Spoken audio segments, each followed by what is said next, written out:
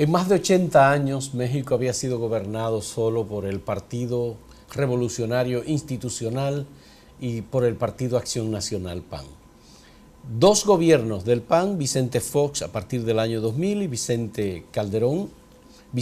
Felipe Calderón del Partido Acción Nacional, son los únicos dos periodos de gobierno en más de 80 años. Desde 1917 el PRI había gobernado ese país, México, y por primera vez un partido que participa en el proceso electoral, por primera vez un movimiento como es el Movimiento de Regeneración Nacional, Morena, acaba de ganar las elecciones presidenciales, arrasó en este proceso electoral, otorgándole la victoria a su candidato Andrés Manuel López Obrador, conquistando el Congreso mexicano por muy amplia mayoría, tanto el Senado como la Cámara de Diputados. Las gobernaciones que estaban en disputa en este proceso electoral, que eran 9 gobernaciones, y Andrés Manuel López Obrador, Morena, han ganado abrumadoramente las elecciones. Ha sido una entrega casi completa. El 54% de los votos obtenidos por Andrés Manuel López Obrador para ganar este proceso electoral a la presidencia de México. El candidato que ha proclamado, le llaman populista, pero que ha proclamado la necesidad de acabar con la corrupción, la necesidad de atender la pobreza en México, la necesidad de reivindicar el esfuerzo y el papel de los más pobres, de los más desprotegidos. Finalmente ganó las elecciones. En un hecho inédito, los principales aspirantes a la presidencia de México, en la noche de anoche, antes de que se comenzaran a dar los resultados oficiales o paraoficiales, ya sea con el conteo rápido, que es oficial por parte del Instituto Nacional Electoral, tanto Ricardo Anaya como el señor Maede, José Antonio Maede, dieron como ganador a Andrés Manuel López Obrador. Sí, así es. Se cumplieron todos los vaticinios de que, primero, que iba a asistir una gran cantidad, un gran porcentaje de los mexicanos inscritos para el derecho al voto, y así fue, más del 60%. Lo que no es muy usual en los últimos años en muchos países donde vota el 50% o un poco menos. Lo otro es que de inmediato los partidos diversos que tenían su propio centro de cómputo reconocieron que habían sido derrotados y reconocieron la victoria de López Obrador. Y casi de inmediato comenzaron otros países, a saludar ese triunfo y a decir que están dispuestos a trabajar con López Obrador, sobre todo un vecino que tiene una relación muy especial con México, que es el de Estados Unidos. Trump dijo que espera que con él puedan trabajar ambos por el bien de Estados Unidos y por el bien de México. Así es, Gustavo. Esta elección además ha conllevado que el candidato del partido oficialista, el señor Maede, haya sido el primero, el candidato del PRI, el partido de gobierno, que aunque no es un militante del PRI, fue ministro de Economía y es un candidato que fue muy bien valorado, pero él fue el que tomó la iniciativa de reconocer, cuando nadie lo estaba esperando, que había sido Andrés Manuel López Obrador ese el que ganó la elección. Era muy difícil que pudiera hacer algo, porque este gobierno de retorno del PRI, que es el de Peña Nieto, fue un gobierno que se desacreditó muy rápido. Un hombre joven que despertó esperanza después de un trabajo que hizo el PRI para reorganizarse, y sin embargo se quemó rápidamente con escándalos de corrupción que tocaban mucho a su señora esposa, con el problema de la desaparición de los normalistas, los muchachos, que eso no fue incapaz de darles respuesta. Su pobre papel... Los 43 de Axocinaya, como se le llama, ¿no? Su pobre papel frente a Trump, incluso en el momento peor, cuando Trump estaba insultando a los mexicanos, le hizo una invitación y Trump fue a México y se reunieron, y eso cayó muy mal. Y su fracaso también en la lucha contra esa violencia que desatan los cárteles de las drogas. Así es. Ha sido un gobierno que ha dejado mucho que desear. Entonces era difícil que un candidato del PRI, por mejor que fuera, pudiera levantar cabeza. Las palabras de anoche en la reunión, la convocatoria de fiesta en el Zócalo de México de Andrés Manuel López Obrador son palabras muy concisas, muy sencillas, muy breves, pero al mismo tiempo alentadoras. Él transmitió un mensaje de confianza, dijo que obviamente ha recibido un apoyo de los mexicanos para hacer los cambios que ha prometido, ofreció garantías de que va a respetar, por supuesto, la Constitución mexicana, va a respetar el derecho de los mexicanos a la reunión, el derecho de asociación, el derecho a la inversión extranjera, etcétera. Todo eso lo prometió, pero al mismo tiempo dijo que el momento del cambio ha llegado, que hay un compromiso suyo para hacerle frente a la corrupción estatal y que ese es un compromiso del cual él se siente compromisario y que además es irrenunciable para él. Ese es uno de los graves problemas. Él dijo que ese es el momento de los pobres de que tiene México, ese de la corrupción, que hace muchos años es un grave problema en México. Pese a que es un Estado que se ha fortalecido, es decir, pese a eso, por ejemplo, en México, figuras públicas importantes como deportistas, artistas, empresarios, si son descubiertos en fraudes fiscales, por ejemplo, con fraudes al fisco, son condenados y apresados. Que aquí eso tú nunca lo vas a ver, que un artista famoso, un empresario grande, se ha enviado a la cárcel. Lo más que hacen es que cierran una tienda. Pero ellos han avanzado en ese aspecto después del gobierno de Salinas de Gortari, pero como quiera, es un país con muchos problemas de corrupción. Y hasta una frase hicieron popular en los años 70, que era que decían, aquella frase que decían, la tierra es de quien la trabaja, en broma decía Rius y otro en México, la corrupción es de quien la trabaja. Y hacían caricaturas con los políticos, llevándose el botín. Entonces ese es uno de los problemas. El otro también, bueno, hay muchas desigualdades, porque México es un país que tiene mucha riqueza, pero también tiene un contraste, mucha pobreza, hay muchas desigualdades. Esa relación especial con Estados Unidos es un tema. Entonces hay mucha gente que ya han comenzado a descalificar a López Obrador. Él no es una persona cualquiera, no es un improvisado. O sea, él no se puede comparar lo que ha surgido con caudillos populistas en América Latina, porque él no es un improvisado, es un hombre que ha trabajado en la política, ha ya ejercido el poder en, por ejemplo, en la Ciudad de México. La Ciudad de México, que es la ciudad más poblada del mundo y un estado muy complicado, sin embargo, DF, sin el Distrito Federal. Él lo administró y salió bien. Ya no se llama Distrito Federal, ellos no, le cambiaron el nombre. nombre. Cambiaron el nombre, bueno, uno lo conoce así fuera de México, ¿no? Sí, Ciudad de México se llama. No, y le dicen a la regencia, toda la administración, sí, la regencia. Sí, sí. Bueno, el caso es que él ahí salió bien parado en esa ocasión, entonces hay que darle por lo menos el beneficio de la duda, no hay que decir, bueno, ese es un Maduro más, yo no creo. Él es un hombre con buena formación, saben en qué pie está parado, además no es un improvisado, no llegó ahí un chapulín, no.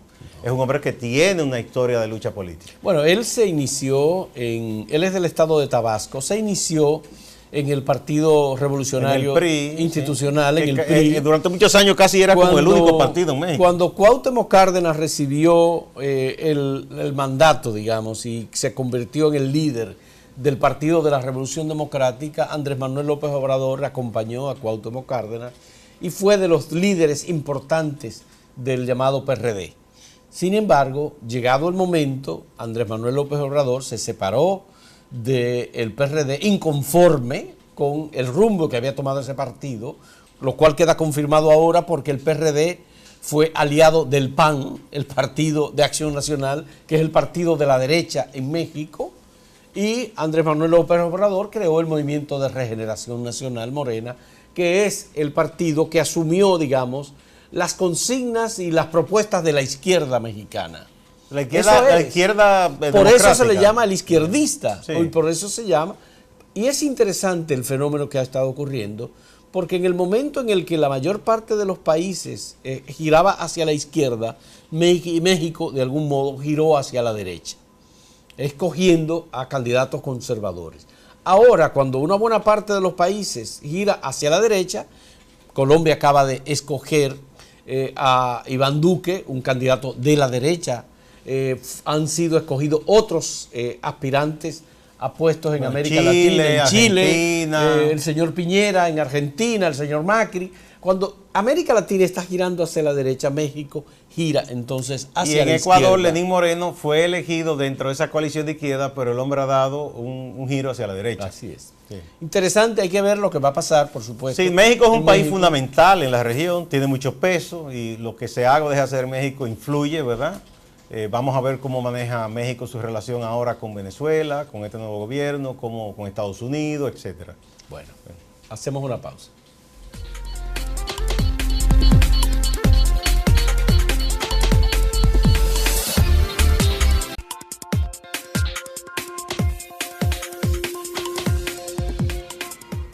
Señores, todo el mundo está a la espera de la decisión que deberá tomar el magistrado Francisco Ortega Polanco. De acuerdo con el Código Procesal Penal, él ha sido ratificado por el Pleno de la Suprema Corte de Justicia para llevar el proceso preliminar de conocimiento del juicio contra los encartados en la acusación del Ministerio Público por el caso de Brecht.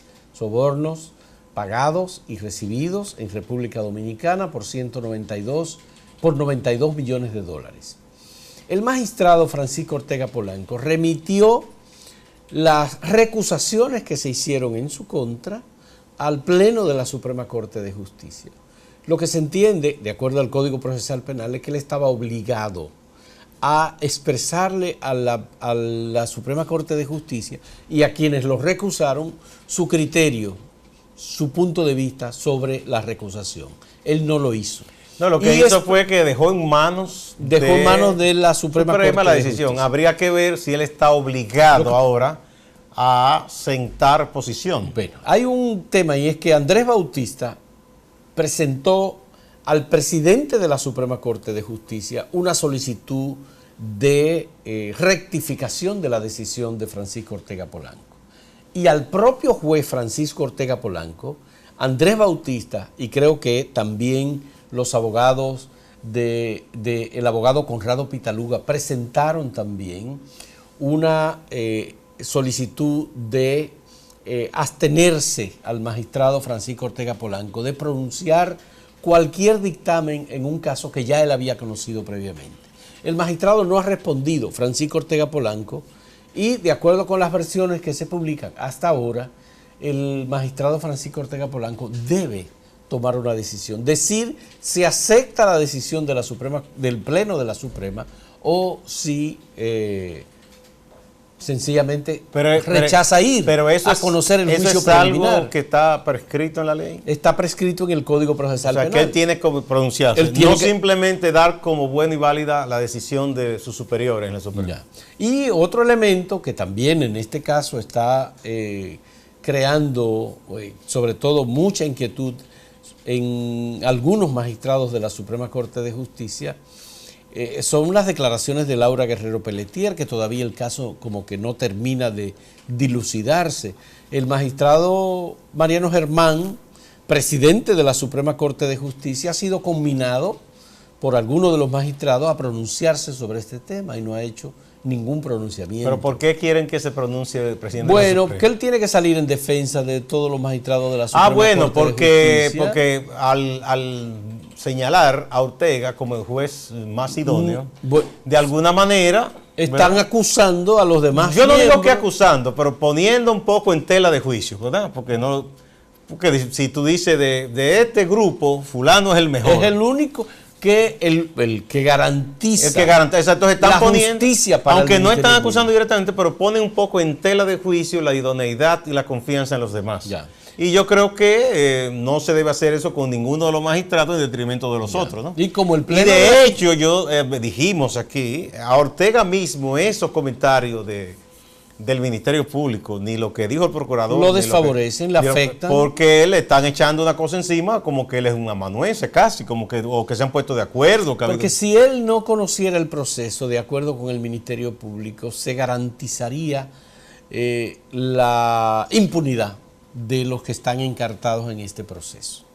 Es decir, lo dicho por Laura Guerrero Pelletier es una acusación, es un señalamiento irrespetuoso para los miembros de la Suprema Corte de Justicia. Esto es lo que se ha señalado hasta ahora. Pues así es. Como el presidente de la Suprema Corte de Justicia. Porque es que como un favoritismo. Entonces, si tú favoreces a uno, desfavorece a los demás. Bueno. Entonces, obviamente, aquí está pendiente el conocimiento del proceso preliminar. ¿Qué implica el proceso preliminar? implica, por supuesto, que el magistrado que sea designado, en este caso Francisco Ortega Polanco, debe decidir si estas personas que están acusadas van a juicio de fondo o no, si hay mérito suficiente para el proceso de acusación contra estas personas. Eso es lo que manda. Ahora bien, hasta si ahora va a juicio de fondo, ¿quedaría en manos del propio juez Francisco Ortega Polanco o él dirá, bueno, ya hasta aquí llegué, lo envío a juicio de fondo, que elijan entonces un tribunal? No, ahí tendría que escogerse otro tribunal para tribunal. conocer. Sí, claro. Bueno, sí, bueno, otro tribunal no. Como el juicio es jurisdicción privilegiada. En la Suprema, es en la Suprema pero porque, bueno, sí se relacionaría a la Cámara y esas cosas, ¿no? Así es. Bueno, y yo creo que, nada, ojalá que entonces que el juez Ortega se pronuncie para que ya esa parte de este proceso se cierre. Es decir, ya que él diga, bueno, sí, acepto. Él había no hecho una convocatoria, Gustavo, para iniciar este proceso. Pero eso va para a el ser 6 de pero julio. obviamente eso se interrumpió porque hubo los recursos en su contra. Pero O sea, parece que en caso de él mantenerse, se mantendría la convocatoria y debe ser ratificada como previamente fue suspendida. Hasta ahora eso también no hay información al es una respecto. decisión. Seguro que en el transcurso del día de hoy ya se anuncia eso, porque si es que se va a hacer el 6, entonces ya serían 4 días nada Y más. solamente con el pronunciamiento de Francisco Ortega Polanco sobre esta convocatoria se ratificaría obviamente la decisión de él de acoger la designación o reasignación de la Sí, Suprema Corte obvio, de Justicia. si él ya llama a audiencia es porque ya Lo se único supone que él que ha acogido lo que decidió la él no Suprema. haría el razonamiento jurídico que corresponde en cualquier decisión de un magistrado. Bueno, por aquello de que calle otorga, si tú aceptas y procedes, pues... Ya, eso significa que bueno, habrá aceptado. este caso no hay que olvidar que independientemente de este tipo de cosas que se dan alrededor de la escogencia de un juez, de una cámara, como pasa en este tipo de casos importantes, es un caso relevante y que los ojos del país están sobre este caso de Brecht. No hay que olvidar que el movimiento Marcha Verde, que mantiene sus campamentos verdes, tanto en la capital como en Santiago, ha estado convocando a lo que llama la Marcha del Millón, que eso se supone que viene para agosto. Y previo a eso hay varios conciertos. Uno es el día 8 de este mes, que serán varios artistas encabezados por Manuel Jiménez, y otros que estarán ahí, el Torito, Vaqueró, frente a la Suprema Corte. Y también harán otro tanto en Santiago. Y en Santo Domingo también hay un concierto. Entonces, es relevante, Gustavo, el campamento que se levantó frente al monumento o alrededor del monumento de Santiago, que fue desalojado por disposición del Ministerio de Interior y Policía. No fue interior. No fue, fue agentes. Fue la policía, pero quien pidió la fuerza pública Fue el un Ministerio funcionario de cultura Ministerio de que Cultura. dirige una especie de museo que hay ahí. Ya. Entonces se le dijo, mire, usted no tiene razón, la Constitución ampara el derecho a la protesta cívica, pacífica, sin hacerle daño a nadie. Entonces dijo que no, se desmontaron las carpas y las cosas. Y luego ellos sometieron un recurso y el juez falló a favor de los activistas. Pero aún así ese funcionario se niega y dice que no, que hay que entregar por escrito el fallo, ¿no? Es una necedad ese señor, porque ¿cuál es el afán? Un afán de brillar. De mala manera, digo yo, porque esa gente ahí no estaba haciendo nada malo. Pero el monumento es el lugar de mayor concentración de Es personas. un emblema de Santiago y ellos no están dañando nada, no están haciendo, simplemente era una carpa para protegerse de la intemperie, ¿no? Tanto si es de día con el sol o de noche con el sereno. Tenían unas mesitas desmontables jugando un poco de dominó, llevaban un poco de café o té, simplemente no están haciendo ruido ni nada. Pero este señor entiende que él es un jefe ahí, que no va a Bueno, permitir pero eso es parte, digamos, del movimiento Marcha Verde y es parte de la agitación, del interés para motivar. Y eso es gana de este señor de buscarle problemas innecesarios al gobierno. Porque ¿qué gana el gobierno con eso? Nada, eso no le hace bien. Aquí está ese campamento frente a la Suprema, en donde está el Congreso y tantas esas instituciones, y el gobierno ha dejado a esa gente tranquila. Porque no hay motivo para usted estar reprimiendo a quien hace uso de un derecho constitucional. Pero además no le toca al Ministerio de Cultura, porque es vergonzoso que desde el área de la cultura se esté tratando de impedir una... Bueno, quizás como cerraron... Sobre todo esos campamentos que hacen presentaciones artísticas. ¿Verdad? Quizás como en Santiago cerraron hasta una escuela de música que había, de merengue, y no hay mucho oficio, ¿verdad?, en esa área ahí, digo yo, ¿no? Entonces pues, se pone este señor a hacer esa ridícula, que no tiene sentido por ningún lado. Bueno, señores, hacemos una pausa.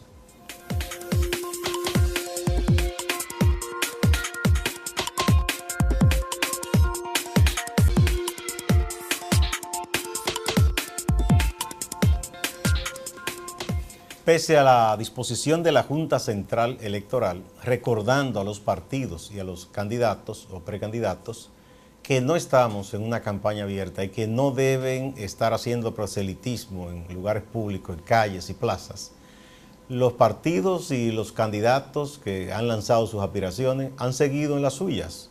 Este fin de semana hubo varias reuniones, mítines y convocatorias de aspirantes presidenciales, sobre todo en el Partido de la Liberación Dominicana, en donde se ha desatado una aspiración temprana de mucha gente.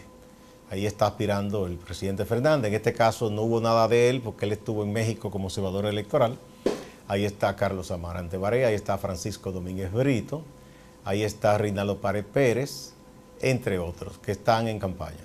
Entonces, hay un problema para la Junta, porque la Junta debe ser respetada, es el árbitro, y a todos los actores del sistema político les conviene que un árbitro como la Junta sea respetado por todos y que sea una institución fuerte, ¿verdad? Que cuando disponga algo todo el mundo atienda esa disposición, atienda ese mandato, porque de lo contrario dejaría mucho que desear que usted, al árbitro, usted lo debilite, lo ataque, y ese será el árbitro que si usted compite le debe garantizar la equidad frente a los demás competidores, y si usted resulta ganador es quien le va a decir a usted si usted ganó y le va a dar el certificado de ganador. Entonces más vale usted mismo como político, quien sea, que ese árbitro tenga credibilidad y tenga respeto de todas las partes. Ya.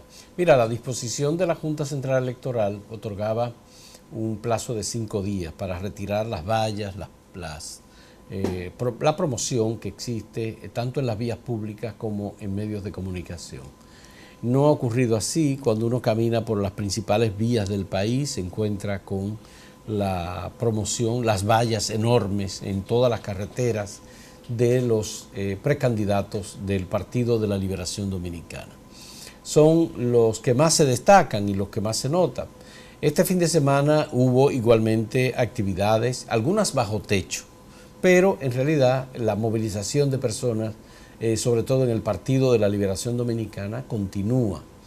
Hemos visto movilizaciones en el Cibao Central, en Bonao, en Cotuí también vimos actividades de los precandidatos del Partido de la Liberación Dominicana.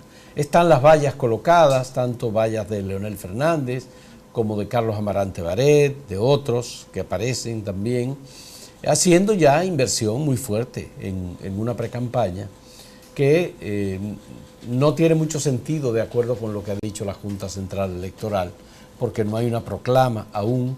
Está el debate todavía si es jurídico o no, que la Junta haya emitido esta resolución diciendo que es una campaña extemporánea y que hasta que ella no decida en el momento en que deberá comenzar la campaña, no hay autorización para hacerlo. Los otros grupos, Leonel Fernández y compañía, dicen lo que no está prohibido, está permitido. Pero además que han traído el argumento de que se trata de unos derechos básicos que están en la Constitución, como el derecho al libre tránsito. Derechos fundamentales. El derecho a la expresión de pensamiento, a la preferencia de una idea. Eso no está en cuestionamiento. El asunto es que usted no puede hacer proselitismo público porque no estamos en una campaña abierta. La pregunta es, Gustavo, ¿qué hará la Junta Central Electoral ante las violaciones que se mantienen de parte de estos precandidatos? Hay que ver qué dice la ley. Esa ley que está fuera de tiempo, ¿verdad? Pero todos han dicho que la Junta puede operar con esa ley. si le puede, por ejemplo, retener los aportes económicos, que es la parte que más le duele a los partidos. No, pero hay una parte relativa a prisión, por ejemplo. No, eso no lo van a hacer. No, yo no creo que lleguen ahí. O multas, por ejemplo. Pero eso puede ser multa, puede ser, pero yo creo que prisión no lo van a ejercer. No, aquí no hay precedente de eso, ¿no? Porque bueno, la Junta puede perfectamente documentar dónde está toda la promoción. Es fácil identificarla. Ahora hay una parte que yo no sé si la ley fotografiarla. nuestra lo cubre, Fausto. Hace ya, antes de que se lanzaran todas esas personas, de Leonel Fernández, esa gente del PLD o que la gente del PRM estuvieran activando, hay unos partidos pequeños que andan por ahí hace tiempo y que han pagado esa publicidad que se paga en Google, en YouTube, que son, por ejemplo, el partido que promueve al nieto de Trujillo. Hay otro partido de un señor que tiene un partido nacionalista, un empresario, que te aparece por donde quiera cuando tú abres una cosa en YouTube por ahí. Ese mismo Manuel Crespo, ese Carlos Peña, andan por ahí también y aparecen en muchísimas cosas. Y ese señor reformista para allá también. Y te aparece cuando tú abres algo en YouTube, en Google, te aparece una promoción. Así es. Entonces yo no sé si esa parte la puede controlar la Junta Central Electoral, porque sería un poco más difícil. Bueno, pero eso es campaña abierta, eso es campaña, sí, eso es el espacio público. Ese es el espacio público, pero digo, en las redes, que es un poco más difícil de controlar. Bueno, pero es que la Junta habló de medios de comunicación también. Exacto. Pero y además la ley y la Constitución le permite a la Junta tomar decisiones. Sí, pero que la ley nuestra, precisamente se ha dicho, la mayoría de nuestras leyes no contemplan los modernos medios de la Internet. Deben ser puestos al día en ese aspecto.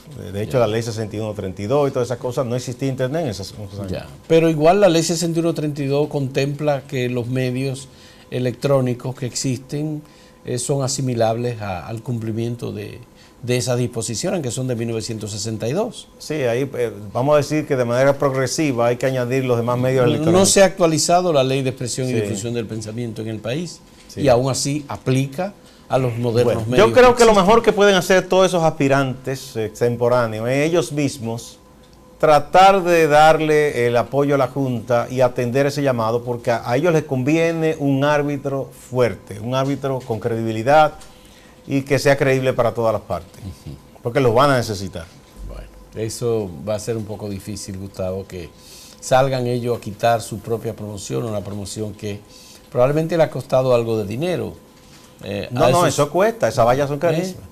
Bueno, las alcaldías, mientras tanto, tienen la autoridad para desmontar todo eso. No, pero tú sabes que algunas de esas cosas son regalos. No, pero independientemente de eso, en Santiago ya, por un reclamo de un grupo de ciudadanos, hubo un precedente y no le tocó más remedio al ayuntamiento que quitar muchísima propaganda que afeaba el paisaje de la ciudad. Bueno. Aquí se puede hacer lo mismo y en Santo Domingo Oeste, y en Oeste y donde quiera. Bueno. Nada, señora, muchas gracias. Hasta mañana.